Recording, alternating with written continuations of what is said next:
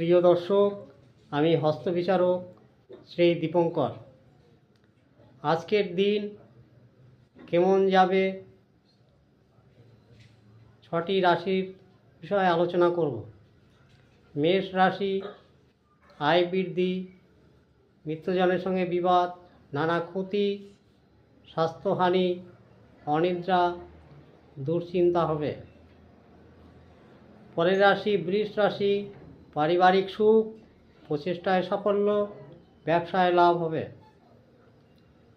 পরের মিথুন রাশি, হতাশা, স্বাস্থ্যের সমস্যা, বিকেলে পারিবারিক সুখ, প্রচেষ্টায় সফল হবে।